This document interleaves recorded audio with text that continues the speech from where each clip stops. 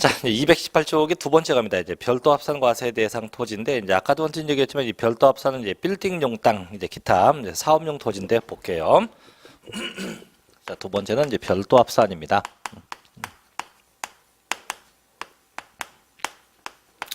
자, 이 땅은 보통 이제 빌딩용 땅, 빌딩용 토지, 기타, 얘가 아니면 기타 사업용 토지, 그래서 빌딩이나 기타 사업용 토지가 이제 별도 합산 대상 토지인데, 그럼 결론부터 이 빌딩용 땅부터 보죠. 자, 이거 빌딩용 땅 요 땅인데, 이 땅도 마찬가지. 법에서 정한 기준 면적이에요.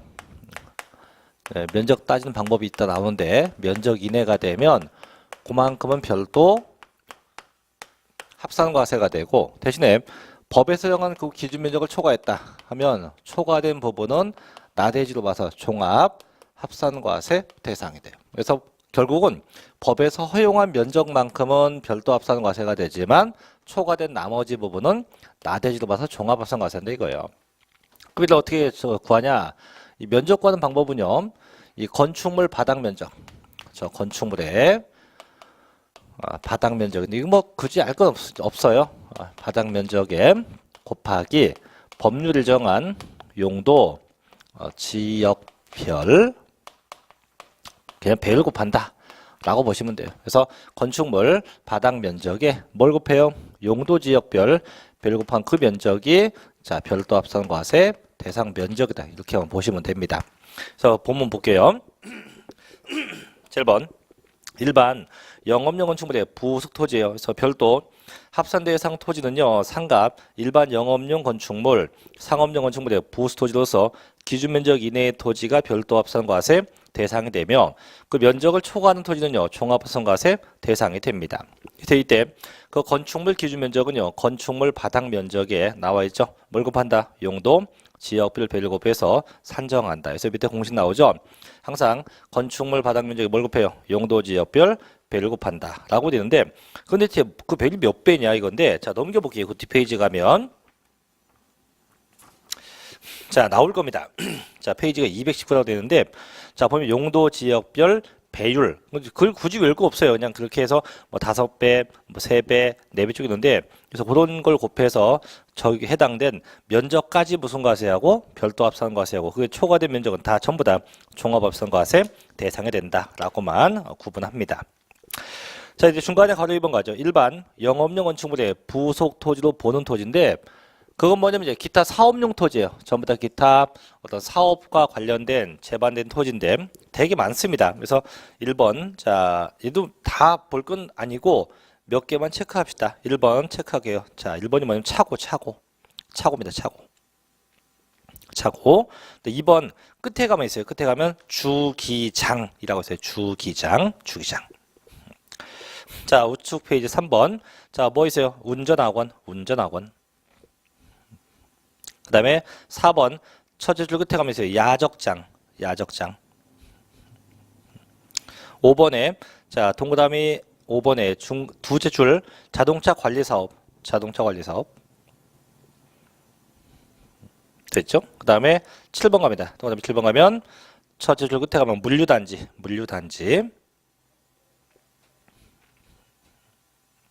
그 다음에 8번에 두째 줄 끝에 레미콘 제조. 자, 9번에 세 번째 줄 중간에 있어요. 앞쪽에 중간 운동시설. 자, 10번에 끝에 있어요. 박물관, 미술관, 동물원, 식물원. 뭐, 그 정도만 일단 체크하시고요. 나머지 건 역시 나중에 심화 때 그때 다시 한번 정리를 하도록 하죠. 자, 221쪽이 중간 갑니다. 괄호 3번으로 가죠. 3번 가면, 자, 건축물의 부토지 등 별도 합산 과세에서 제외하는 토지인데, 이건 뭐냐면, 아까 제가 서두에 얘기했지만, 토지는 세 가지 과세 방법, 종합 합산 과세가 있고, 그 다음에 별도 합산 과세가 있고, 또 뭐가 있습니까? 분리 과세 세 가지인데, 지금, 자, 별도 합산 과세에서 제외한다는 얘기는 결국 뭡니까? 종합 합산 과세 아니면 분리 과세. 둘 중에 하나가 된다 이건데, 자, 뭐 있나 볼게요. 첫째 1번. 아까 본 건데, 공장용 건축물의 부수토지. 아까 봤죠. 공장 땅은 원칙이 면적 이내 분리과세 초과되면 종합합산과세입니다. 그렇기 때문에 보면 자, 시지역의 산업단지 및 공업지역에 소재한 공장용 건축물과 군지역에 있는 공장용 건축물의 부수토지로서 면적 이내는 분리과세하고 초과된 건 뭡니까? 종합 합산과세 대상된다. 그죠? 자, 2번. 자, 사치성 건축물. 얘도 건축물이지만 그 자체가 이제 사치성이기 때문에 얘는 고율 분리과세 대상 토지가 되겠죠. 자, 3번인데 요거 조심해야 돼요. 3번 체크합니다. 자, 일정가액 기준 미달 건축물의 부수토지인데 땡땡. 그 건축물의 자, 시가 표준액이 해당 부수토지의 시가 표준액 100분의 2, 즉 2%에 미달하는 건축물의 부수토지 중 그 건축물 바닥 면적을 제외한 부속 토지는 종합합산과세 대상이 된다. 그럼 아까 봤었죠? 이거요. 분명히 자, 빌딩용 땅은요. 땅은 법에서 허용한 면적까지 무슨 과세하고 그죠? 별도 합산과세하고 초과된 건 무슨 과세하고 종합 합산과세하고 이게 대원칙이었어요. 이게 대원칙이었습니다. 하지만 문제는 이거예요. 건물이고 땅이 있는데 이렇게 하려고 했더니 문제가 생긴 게 뭐냐면 토지 금액이 100이라고 할 때 건물 금액이 토지 금액의 2%가 채 안 되는 겁니다. 속된 말로 하면 건물 금액이 똥값이죠, 똥값. 그럼 토지 금액이 10억 원인데 건물 금액이 1,900만 원밖에 안 가는 겁니다. 이런 건물이 현실적으로 존재하지 않죠. 또 존재한다고 해도 너무 건물 금액이 미약하기 때문에 이 경우는 아예 이 건물이 없는 거로 보자 이거예요. 없는 거로 보자. 그럼 건물 없으면 뭐만 남아요? 땅만 남는 건 땅만. 땅만 남으니까 무슨 과세입니까? 종합 합산과세 나대지가 되겠죠. 그래서 이렇게 해서 건물이 없는 걸로 봐서 종합 합산과세한다. 근데 실제 건물이 있다 없다. 실제는 있어요. 있기 때문에 요 건물 바닥 면적을 빼고 요건 제외하고 요만큼은 제외하고 나머지 건 다 무슨 과세? 종합 합산 과세하자 이런 얘기예요. 그래서 건물 금액이 토지 금액의 2% 안 되면 이 건물은 없는 거로 본다 이겁니다. 또 그다음 페이지 네 번째도 있어요. 네 번째 4번. 네 번째 4번. 동그라미 4번이죠. 자, 제목 부분인데요. 무허가나 위법적 건축물의 부속 토지, 쉽게 무허가 건축물용 땅이에요. 그래서 얘도 무조건 종합합산 과세 대상이 돼요. 그래서 결국은 빌딩용 땅이라고 해도 이 땅이 전부 다 별도는 아니고 그래서 예외로 무슨 과세? 분리과세나 종합합산 과세 되는 것도 있다 이거죠. 자, 세 번째 갑시다. 자, 종합합산 과세 대상 토지입니다. 이미 다 봤었는데요. 보존. 자, 종합 합산과세 대상 토지는 과세 기준을 현재 납세의무자가 소유하고 있는 토지 중 분리과세 대상 토지 및 별도 합산 대상 토지와 재산세의 비과세나 면제되는 토지를 제외한 나머지 건 다 뭡니까?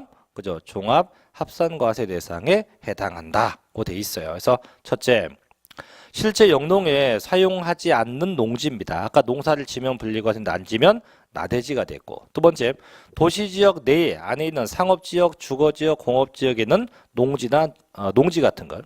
세 번째, 목장이나 공장, 건축물용 토지로서 면적을 초과했대요.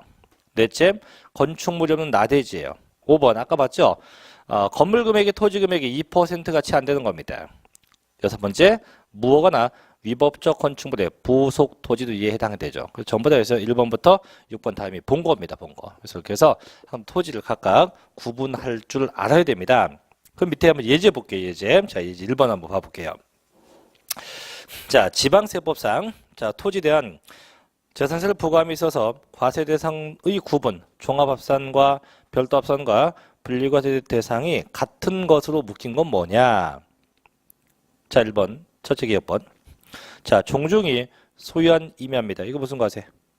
이거 분리과세입니다. 분리과세. 4번. 체육설의 설치나 이용에 관한 법률에 의해서 회원제 골프장, 이 회원제 골프장은 분리과세인데 이 아닌 골프장용 토지로서 원형이 보존된 임야입니다. 이건 별도 합산과세입니다. 원형이 보존된 임야, 별도 합산과세입니다. 세 번째, 염전입니다. 염전도 분리과세입니다. 1번. 자, 운전학원, 요건 사업용 땅, 이것도 별도 합산이에요. 그럼 기역 디귿하고 니은디귿하고 둘 중에 하나죠. 그래서 기역 디귿이 묶이거나 니은디귿이 묶이거나 둘 중에 하나가 묶여야 돼요. 그래서 기역 디귿은 분리과세고 니은디귿은 별도 합산과세입니다. 그럼 같은 것끼리 묶인 거 찾는 거니까 니은, 니을, 기역 디귿 이렇게 묶인 건데 기역 디귿은 없어요. 현재 없기 때문에 니은, 니을번 붙은 게 답이죠. 정답이 몇 번? 3번. 그래서 이렇게 해서 문제가 출제된 적이 있어요. 그래서 결국은 토지의 구분을 정확하게 하지 못한다면 이 문제를 전혀 풀 수가 없다는 거죠. 그래서 다시 한번 뭐 지금 당장 다 할 수는 없어요. 없지만 제가 이제 뭐 3, 4월 달, 5월 달, 6월 달 뭐 계속 심화 과정도 있으니까 그때 다시 한번 또 언급하겠지만은 내용을 좀 분명하게 알아둘 필요가 있다 이거죠. 자, 넘어갑시다. 이제 224쪽으로 갑니다. 이제 재산세 과세 표준으로 가볼게요. 재산세 과세 표준으로 갑니다. 자, 제가 이제 첫날 얘기했었는데 다시 한번 또 얘기해요. 모든 세금 계산은 다 똑같다 이거죠. 그래서 항상 계산 방법은 과세 표준 곱하기 세율로 표시하고 뭐가 나온대요? 산출 세액이 나온다 이거죠. 그래서 항상 모든 세금은요. 과세 표준 곱하기 세율로 해서 산출 세액이 나온대요. 그럼 결국은 재산세는 뭘 갖고 하냐? 매년 6월 1일 현재입니다. 1월 현재.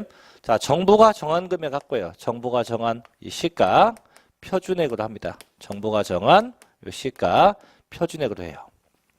근데 무조건 시가 표준액으로 한다. 이건 아마 틀려요. 그래서 시가 표준액을 갖고 하는데 이게 부동산의 경우는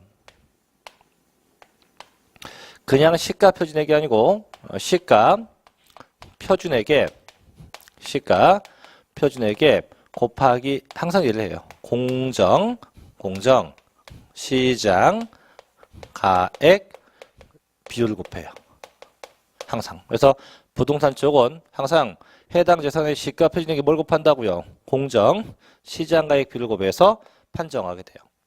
그럼 이게 몇 퍼센트냐 이건데 이게 자 토지와 건축물은 무조건 70%고요. 이게 주택이었다고 하면 무조건 60%를 곱하게 돼 있어요. 그래서 부동산 쪽은 무조건 개인 법인 똑같습니다. 시가 표준액에다가 항상 뭘 곱한다? 공정, 시장 가액 비율을 곱해서 산정하게 돼요. 다만 부동산이 아닌 이제 선박과 항공기요. 이 선박과 항공기는 그냥 시가 표준액이에요. 얘는 시가 표준액, 그냥 시가 표준액으로 합니다. 시가 표준액이 된다. 그래서 중요한 건 부동산 쪽이니까 항상 뭘 곱해요? 공정, 시장 가액 비율을 곱한다. 근데 이게 이제 왜 곱했냐면 이게 뭐 요건 또 이해하기 좀 쉽게 해줄게요. 과거에는요, 그냥 시가 표준액에 의한다 했어요. 옛날 옛적에는 정부가 고시한 금액이었는데 이게 언제냐면 이때요. 이게 적지 마세요, 이건. 과거에 DJ 때, 만약 이때만 해도 뭐 주택이 있었다고 하면 이 주택이 시가, 매매가가 보통 1억이라고 하면 정부가 정한 시가 표준액은 매매가 대비, 평균 매매가 대비 한 20% 수준. 그래서 한 2천만 원 정도였어요. 2천만 원 정도. 그래서 20% 수준 정도였어요. 과거에도 그랬어요. 과거에도. 그래서 이렇게 해서 이 금액 갖고 세금을 부과했어요. 이 금액 갖고. 근데 그 다음 정부에 누군지 아시겠죠? 그 다음 정부에 어떤 일이 있었냐면 그분이 이제 그 높은 분이 되면서 부동산 투기를 잡겠다. 투기 잡겠다고 했어요. 투기 잡겠다. 그래서 늘상 얘기했죠. 반드시 부동산 투기는 잡고 말겠습니다. 했는데 그래서 그때 이제 만든 방법이 뭐냐? 보유세를 인상하자. 보유세를 올리자. 세금 올리자 이거예요. 올리자. 그 보유세는 아까도 얘기했죠. 뭐 시가 표준액 갖고 부과하는데 이 금액을 올렸대. 이 금액을 올린대요. 올린다. 이 금액 올린대요. 그래서 이 금액을 올렸어요. 이제 이 금액을 한 8천만 원 이렇게 8천 너무 많은가? 한 6천 정도 올렸어. 6천만 원 정도 이렇게 올렸단 말이야. 올려서 세금 매기다 보니까 그럼 속된 말로 금액이 현재 3배가 뛰었으니까 쉽게 세금도 몇 배? 세금도 3배가 뛰겠죠. 너무 가혹하다. 이거는 아무리 투기 잡는 것도 좋지만 처음에는 다 좋아했어요. 처음에는 이 보유세를 올린다고 해갖고 집이 한 채 있는 분들, 뭐 소형 평수 가진 분들 다 좋아했어요. 야, 기어이 저희가 흔한 말로 부자들 다 죽었다. 근데 막상 딱 겪어보니까 이게 부자만 죽는 게 아니고 나도 죽어요. 나도. 나 23평 가진 나도. 왜? 내 집은 내 집도 올라가는데 올라가니까 나중에 역풍을 맞는 거예요. 그래서 이제 국가가 다시 부랴부랴 야 이거 안 되겠다. 근데 이미 올렸잖아요. 올린 걸 낮추지 못하니까 그럼 여기다가 아까 같이 뭐 공정 시장가액 비율을 곱하자. 그래서 비율을 곱하자. 그래서 6천만 원 갖고 부과할 걸 자 비율 60% 해보자. 그럼 6636, 3,600만 원 갖고 세금 부과 이렇게 바뀐 거 이렇게. 그래서 원래는 과거는 없었는데 이게 생겼다라고 보시면 됩니다. 보조 1번. 자, 토지와 건축물 주택입니다. 그래서 토지와 건축물 주택에 대한 재산세 과세 표준은 자, 매년 6월 1일째 뭐에다가 시가 표준에게 부동산 시장과 지방지정 여건 등을 고려해서 대통령령이 정하는 뭘 곱한다? 공정 시장가액비를 곱한다라고 되어 있네요. 그래서 밑에 핵심 체크 보니까 공정 시장가액비율이 첫째 토지 건축물 100분의 70이에요. 주택은 100분의 60을 곱한다 해서 항상 이렇게 각각의 비율을 곱해서 산정하게 됩니다. 근데 저는 궁금한 게 있어요. 금년도에 매번 뉴스 보면 요즘에 뭐 부동산 뭐 주택 가격이 이제 점점 침체기로 간다. 뭐 주택 가격이 뭐 전년도 대비해서 하락했다 나오는데 그럼 매매가가 이제 금액이 이제 하락했으니까 그럼 당연히 시가 표준도 하락해야 되겠죠, 그죠? 전 볼 거예요. 올해 분명히 올라가나 내려가나. 아마 내려가지 않을 것 같은데 어쨌든 간에 또 말들만 하면 잡혀가니까 요즘 잡혀가는 게 유행 아닙니까? 그래서 조심해야 되지. 잡혀가면 큰일 나잖아요. 수업도 못 듣고. 그렇다고 안 잡혀가려고 옛날에 그 매국노가 돼서 뭐 현 정부 만세 뭐 이럴 수도 없잖아요, 그죠? 자, 어쨌든 간에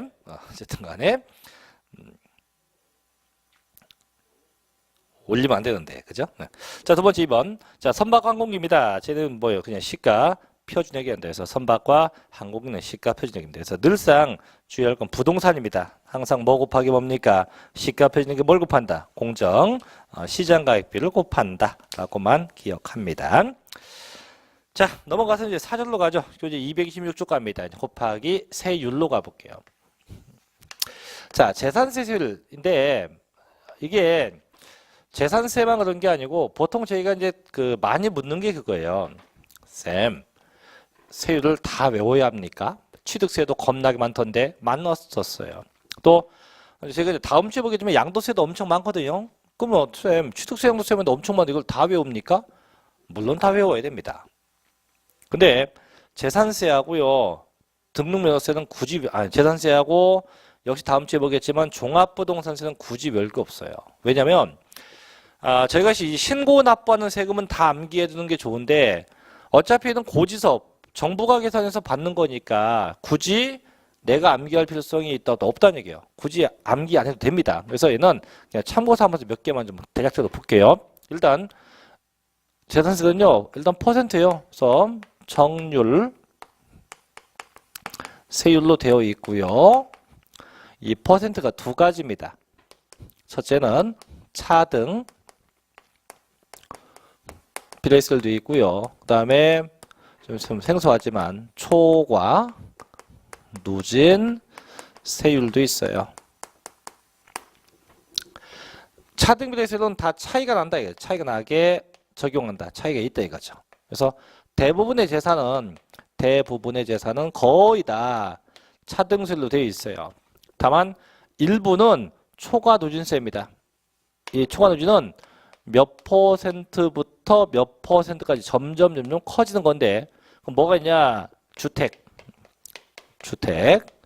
그 다음에 종합합산 대상 토지, 그 다음에 별도 합산 대상 토지 3개. 이 3가지만 초과 누진세율로 되어 있어요. 점점 커지는 형태를 띠게 됩니다.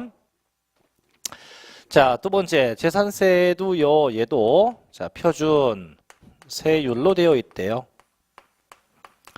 그럼 표준이 무슨 뜻? 법에서 정해놓은 기본율을 써야 한다 이거고, 둘째는 플러스 마이너스 50% 범위 내에서 뭐 할 수 있다? 가감 조정할 수 있다 이거죠. 그래서 이렇게 두 가지의 특성이 있고요.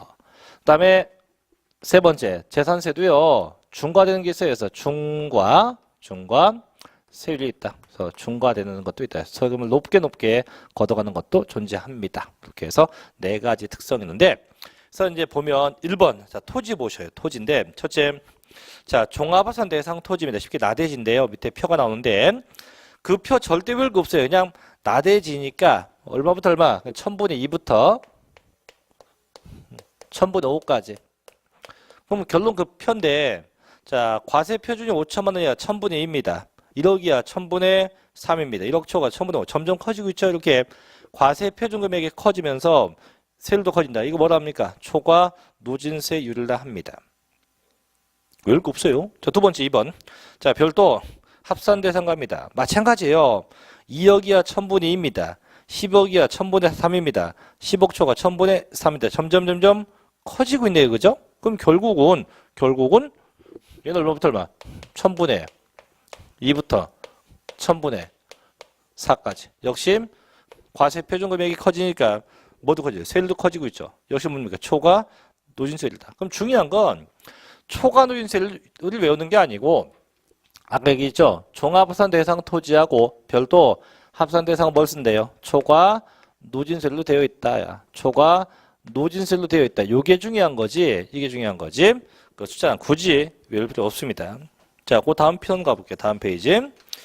자, 3번 요건 체크합니다. 분리과세인데 요건 알아둬야 돼요. 세 번째. 자, 3번 분리과세인데 자, 보죠. 박스에 전답과세는 목장이면입니다. 1000분의 0.7, 즉 0.07%예요. 0.07%. 두 번째. 공장용지입니다. 1000분의 2입니다. 0.2%죠. 세 번째, 골프장이나 고급 학생 토지입니다. 1000분의 40이에요. 4%죠. 그래서 이렇게 해서 각각 적용한다. 오대에 내서 차등 비례세율로 되어 있고요. 자, 이제 밑에 큰 2번 갑니다. 건축물 갑니다. 건축물과 선박 항공기입니다. 1번. 자, 골프장 건축물, 고급 학생 건축물인데 이건 위에 토지하고 똑같아요. 그래서 건축물을 됐건 토지가 됐건 어디에든 사치성 재산은 똑같습니다. 1000분의 40이에요. 1000분의 40을 똑같이 적용합니다. 1000분의 40을 적용합니다. 두 번째, 자, 주택 이외에 그 밖의 건축물, 일반 건축물이에요. 일반 건물. 요거 일반 건물, 일반 건물. 얘는 0.25%. 1000분의 0.25%가 돼요. 자, 이제 세 번째 갑니다. 요거 조심해야 돼요.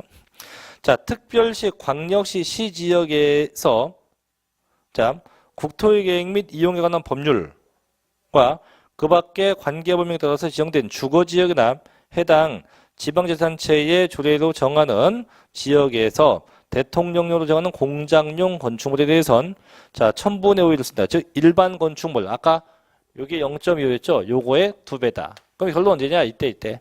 시지역에 있는 엔드 공장 건축물입니다.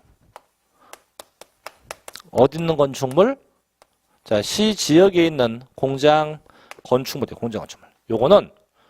요거는 시지역에 있는 공장 건축물은 일반 건물 0.25니까 0.25%에 몇 배 준거한다고? 2배. 얼마? 0.5%입니다. 그래서 시지역에 있는 공장은 2배 한다. 0.5%. 네 번째, 선박과 항공기는 굳이 볼 거 없어요. 됐고. 자, 세 번째 주택가입니다. 자, 주택은 조심해야 돼요.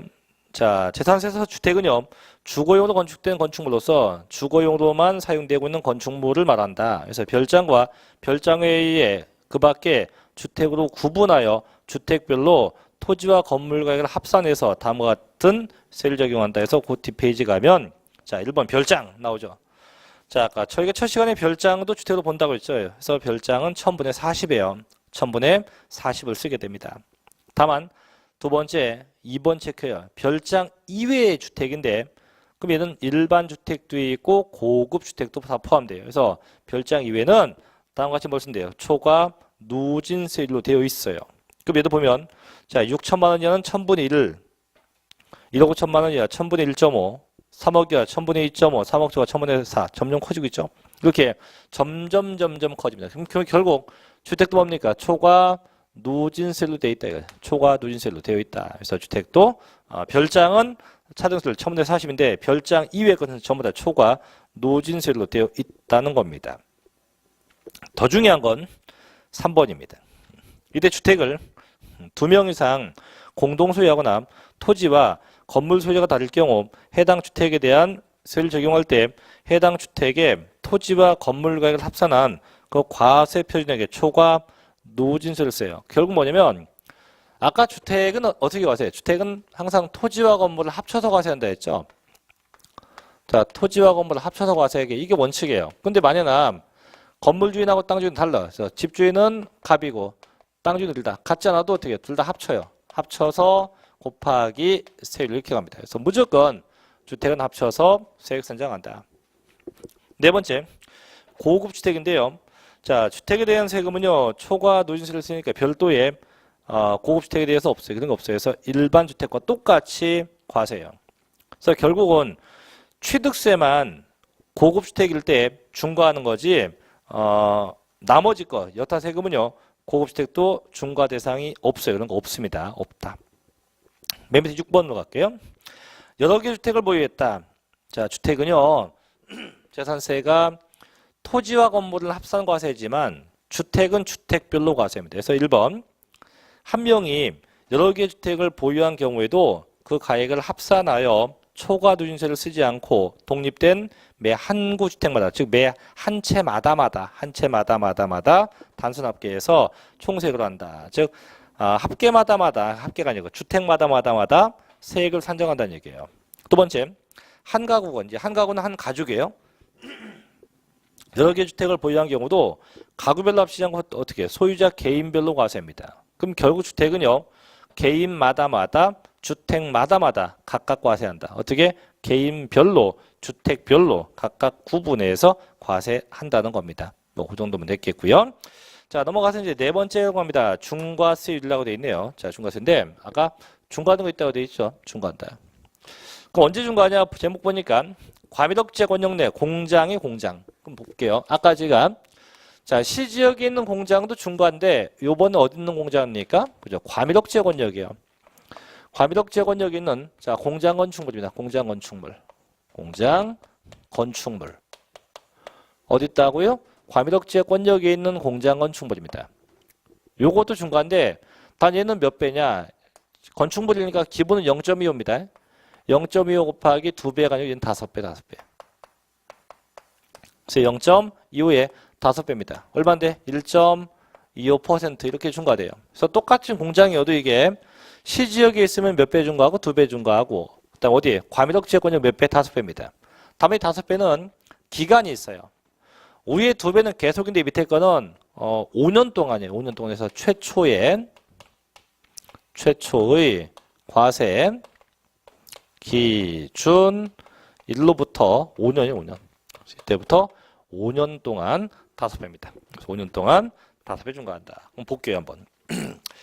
자, 수도권 정비계획법 제6지 따른 과미덕재 권역입니다. 단 산업지적 활성화 및 공장 설립에 관한 법률상 산업단지 및 유치지역과 국토계획 및 이용에 관한 법률상 공업지역은 제외한다. 그래서 행정자치부령이 정하는 공장 신설과 증설에 해당할 경우 그 건축물에 대한 재산세를요, 최초의 언제 과세일로부터 몇 년 동안? 5년 동안 1000분의 2.5인 몇 배? 5배인 1000분의 12.5로 중과합니다. 그래서 조심하세요. 그래서 5배 중과한다. 자, 그다음 밑에 박스 보면 나오죠. 재산세의 과세 대상별 세율 이렇게 있는데 뭐 참고서 한번 보십시오. 굳이 외울건 아니고요. 그냥 그런 게 있다 정도만 한 번씩만 염두에 두시면 되고 굳이 뭐 외울 건 아니에요. 그래서 밑에 보면 5번에 보면 뭐 가감할 수 있다고 되어 있는데 뭐 참고 삼아서 보시면 됩니다. 자, 그래서 이 정도 하시면 돼요. 중요한 거는 이 시가표준액에서 세율보다는 더 중요한 거죠. 시가표준액만 꼭 기억합니다. 뭐 곱하기 뭐? 항상 시가표준액 곱하기 뭡니까? 공정 시장가액비를 적용한다고 알아두십시오. 자, 그럼 230페이지 가면 6번에 이제 도시지역분 요건 나중에 제가 5월달 그때 심화 과정도 할 겁니다. 그래서 지금은 안 해도 돼요. 왜냐면 얘가 최근에 시험에 난 적이 없기 때문에 굳이 지금 하실 거 없습니다. 할 거 없고요. 자, 넘겨서 자, 예제 한번 볼게요. 232쪽 갑니다. 232쪽에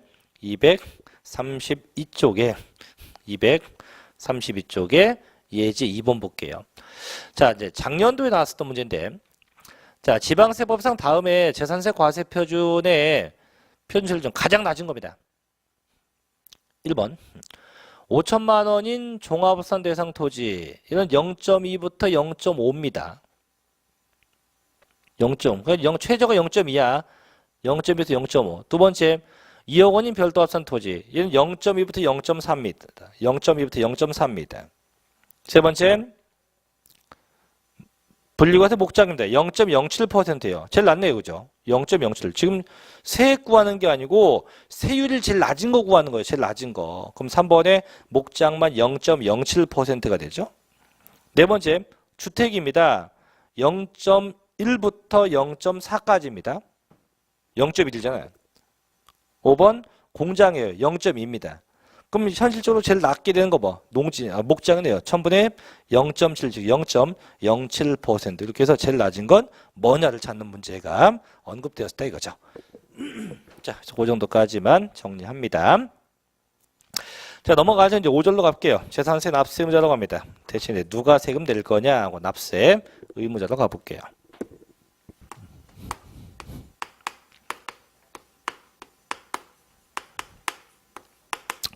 자, 납세 의무자 갑니다. 그럼 대신에 누가 세금 낼 거냐 이건데, 자, 세금 내는 거 취득세는 취득한 자가 내고요. 등록세는 누가 냅니까? 등록한 자가 내요. 그럼 얘는 누가 내냐? 6월 1일 현재입니다. 날 현재 얘가 내 얘가 재산 소유자, 재산 보유자가 냅니다. 누가 내요? 그 재산을 보유한 자가 내게 돼요. 6월 1일 현재 재산 보유자가 냅니다. 근데 이게 재산 보유자가 내긴 내는데요.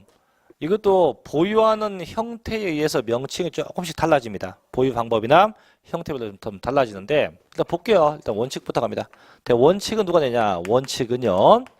매년 6월 1일 현재입니다. 현재 얘가 내 얘가 사실상 소유자가 냅니다. 누가 내요? 6월 1일 현재 실제 그 재산을 소유한 자가 내게 돼요. 실제 소유자가 내요. 다만 이 소유한 자가 2명 이상이다. 자, 2인 이상 2인 이상 자, 공동 소유하면요. 이때는 각자의 지분만큼 내요. 각자의 지분만큼 냅니다. 근데 그나마 그 지분도 불분명하다. 이때는 그 지분이 균등한 거로 봅니다. 균등한 거로 보아서 세금을 내게 됩니다. 그래서 일단 대원칙 누가 냅니까? 사실상 소유자가 내요. 또 그럼 사실상 소유자가 얘가 그 재산을 신탁했다. 신탁이 뭐냐면 맡긴 거예요. 맡긴 거. 맡겼다면 누가 내요? 이때는 그 맡은 자가 내요. 맡은 자. 수탁자가 내요. 수탁자. 그 수탁자가 내게 됩니다.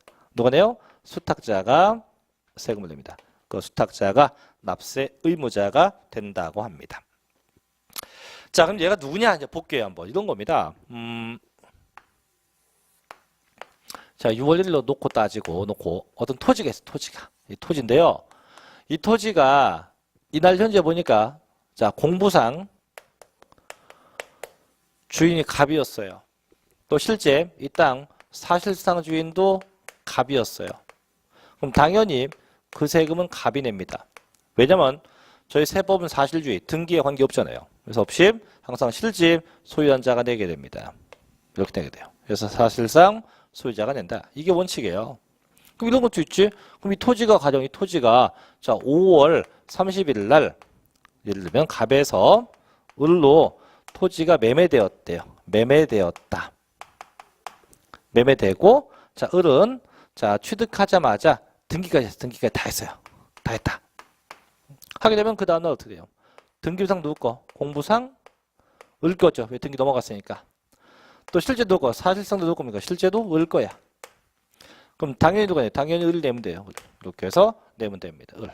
그래서 항상 이렇게 실제 소유한 자가 납세 의무자가 됩니다. 실제 소유한 자가 이렇게 납세 의무자가 된다고 할 수 있어요. 자, 그래서 1번 볼게요. 원칙입니다. 자, 234쪽에 원칙 사실상 소유자. 그래서 재산세 과세 기준은 현재 재산을 사실상 소유하고 있는 자가 재산세를 납부할 의무가 있다. 다만 다음의 경우는 해당한 자가 있는데 그래서 1번 공유재산은 누가 내요? 그 지분에 해당하는 부분에 대해서는 그 지분권자가 내요. 다음 가지고 그 지분의 표시가 없다면 지분이 균등한 것으로 봐서 과세하게 됩니다. 두 번째 2번. 자, 주택의 건물과 부토지 소유자가 달라요. 달라도 아까 어떻게 해요? 항상 땅 주인하고 집주인 달라도 어떻게 합산해서 세액을 산정합니다. 산정해서 자, 밑줄 뭐의 비율로 안받는다? 시가 표준액의 비율로 안분합니다. 뭐로? 시가 표준액의 비율로 안분해서 걷어갑니다. 자, 세 번째. 자, 신탁법에 따라서 수탁자 명의로 등기됐대요. 그래서 위탁자별로 구분된 재산에 대해서는 자 누가 내요? 그 수탁자가 내요. 그 누가 내요? 수탁자가 냅니다. 그 수탁자가 내게 됩니다. 그래서 항상 원칙 누가 내요? 사실상 소유자가 냅니다. 자, 뒷페이지 가지고 예외 갑시다. 예외인데 이제 잘 봐야 돼요. 예외. 자, 예외에서 제일 중요한 게 일단 1번인데요. 1번 누굽니까? 공부상 소유자입니다. 누구요? 공부상 소유자입니다. 그러니까 언제냐 이때네요. 얘는 자 보세요. 소유권에 변동이 생겼어요. 자, 소유권이 변경되었다는 얘기는 매매 같은 게 된 거예요. 되는데 그 후에 등기도 없었고 후에 신고도 없는 거예요. 없었다. 이러면 그 공부상 소유자가 냅니다. 이게 무슨 얘기냐면 자, 똑같이 볼게요. 자, 5월 30일 날 갑이 을에게 매매했어요. 했는데 매매만 됐어요. 을이 아무것도 한 게 없어요. 아무것도 한 게 없다. 그럼 매매만 했으니까 그럼 갑과 을 간은 매매된 걸 알지만 그 누구 쉽게 뭐 정부가 됐건 누가 됐건 둘 다 매매된 걸 알 수 없겠죠. 왜? 을이 아무것도 안 했어요. 취득세 신고도 안 하고 등기도 아무것도 안 했어요. 그럼 6월 1일 날 딱 되면 어떤 일이 발생하냐면 공부상 주인이 누구예요? 갑이 돼요. 갑. 대신 사실상 주인 누가 됩니까? 을이 돼요. 그럼 계속 얘기했지만 원칙만 놓고 따지면 실제 소유한 자 을이 내는 게 원칙입니다. 얘가 내야 돼요.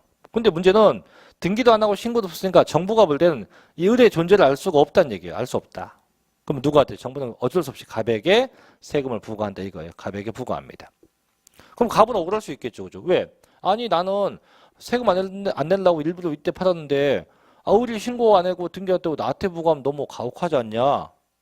그래서 정부가 만든 법이 있어요. 뭐냐면 매도자인 갑이 신고할 수 있어. 거꾸로. 얘가 등기도 안 하면 얘가 신고할 수 있어요. 뭐 했다? 나 이제 팔았다.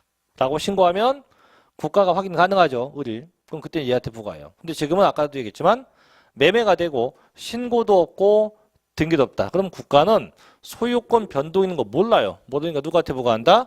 어쩔 수 없이 공부상 소유자에게 부과하게 돼요. 하지만 신고가 됐건 등기가 됐건 자, 둘 중에 하나가 돼 있다. 둘 중에 하나가 되어 있다고 하면 누가 내요? 사실상 소유자가 됩니다. 사실상의 소유자가 내게 됩니다. 자, 보시오 1번. 자, 공부상 소유자입니다.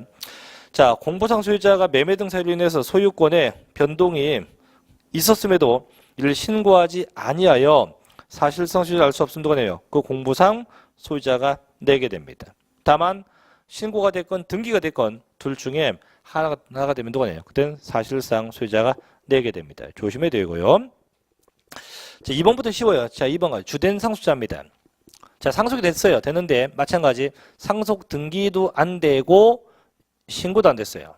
그럼 저희 아버지가 뭐 5월 30일 날 사망했는데 형제간에 6월 1일 현재 아직 상속 재산이 분배 안 됐겠죠. 그죠? 그럼 누가 낸다? 주된 상속자가 먼저 냅니다. 세 번째. 자, 종중 재산에 공부상 소유자가 내게 돼요. 자, 보죠. 공부상에 개인 등기 명의로 등재되어 있는 사실상 종중재산으로서 종중거심을 신고하지 않으면 그 공부상 소유자가 내요. 실제 저입니다. 실제 저. 제가 저희 집안에 종중이고요. 저희 종중 땅의 일부가 제 앞으로 등기되어 있어요. 제 앞으로. 그래서 저희 종중에 임야가 있는데 이게 누구 실제는 저희 종중거예요. 종중거. 종중거인데 제 앞으로 등기되어 있어요. 제 앞으로. 그래서 제가 매년 재산세 돼요. 그냥. 왜? 국가가 볼 땐 등기부상 내 앞으로 되어 있기 때문에 무조건 정부는 누구한테? 나한테 세금을 부과합니다. 그럼 보통은 이렇게 해요. 보통은 이제 부과하면 이 홍길동에 세금을 내요. 내고 나서 나중에 종중 모임할 때 자기가 낸 재산세를 다시 타가요. 보통 이게 수순인데 저는 안 타가요. 이거 뭐 1년에 이게 40만 원 정도 하는데 그냥 제가 다 내버려요. 다 내고 그냥 그 종중 모임할 때 안 타가요. 안 타간다. 왜 안 타가냐? 돈이 많아서? 아니, 이유가 있지요. 제가 뭐 돈이 40만 원이면 어이구 제 한 달 용돈인데 나중에 이제 저희 종중 어르신들, 저희 아버지를 포함해서 노인 양반들이 다 돌아가시게 되면 젊은 세대만 남잖아요. 그죠? 그때 가서 내 거라고 바닥바닥 우길라고. 그러면 내 거 들 수 있어요. 잘하면 다툼이 있을 수 있겠지만 그럼 민법상 다툼이 있으면 판례위 하면 되겠죠. 그럼 나중에 판례위를 따져보면 누군가 이길 수 있겠죠. 그래서 어쨌든 간에 종중거라고 신고 안 하면 누가 내? 내가 냅니다. 다만 그럼 거꾸로 신고하면 누가 낼까? 신고하면 종중이 내겠죠. 그래서 신고 안 하면 그 공부상 소유자가 내게 됩니다. 네 번째, 자 매수계약자가 되기도 해요. 그래서 국가나 지방자치단체나 단체조합의 조합과 재산세과세 대상 재산을 연부로 매매계약 맺고 그 재산의 사용권을 어떻게 무상으로 부여받았다. 그건 누굽니까? 매수계약자에서 항상 국가자가 붙고 연부자가 붙고 무상자가 붙으면 누구? 매수계약자입니다. 국가, 연부, 무상이면 매수계약자가 돼요. 자, 그 다음 페이지 5번 갑니다. 사업시행자가 되기도 합니다. 그래서 도시개발법에 의해서 시행하는 환지 방식에 의한 도시개발 사업 및 도시 및 주거환경 정비법에 의한 정비사업의 시행에 따른 환지 계획에서 일정한 토지를 환지로 정하지 않고 비출 뭐나 먼 땅, 그죠? 채비지와 보류지는 누가 내요? 그 사업 시행자가 됩니다. 채비지와 보류지는 그 누가 내요? 사업 시행자가 되게 됩니다. 6번, 자 사용자가 되기도 해요. 언제? 자 과세기준 현재 소유권의 규석이 분명하지 않다. 주인이 온데간도 없어요. 주인이 행방불명되면요. 누구한테 부과합니까? 그 사용자에게 부과합니다. 그래서 주인이 온데간도 없다. 알 수 없으면 누가? 그 사용자가 내게 합니다. 7번 한번 읽어보시면 되겠고요. 그래서 여기까지 해서 납세의무자. 그럼 일단 원칙하고 예외 1번만 조심하면 돼요. 나머지 내용은 쉽게 갈 수 있습니다. 그래서 다시 원칙 보면 누가 돼요? 사실상의 소유자가 됩니다. 다만 소유권의 변동이 생겼지만 등기 없었고 신고 없었다. 그럼 누가 됩니까? 공부상의 소유자가 냅니다. 그 다음에 상속이 됐죠. 되는데 신고도 없고 등기 없다. 누가 내요? 주된 상속자가 냈었죠. 그죠? 또 종중거라고 신고 안 합니다. 누가 내요? 그 공부상 소유자가 냅니다. 그죠? 그 다음에 채비지 누가 내요? 사업 시행자가 냅니다. 또 국가와 함께 연보매매 계약 맺고 무상 사용했다. 누가 냅니까? 매수계약자가 내게 됩니다. 이렇게 해서 그런 정도까지 다시 한번 얘도 내용은 쉬우니까 이렇게 정리하시면 되겠고요. 자, 또 잠시 좀 쉬었다가 그 뒷페이지 부과와 징수부터 이어서 하도록 하죠. 잠시 좀 쉬었다 하겠습니다.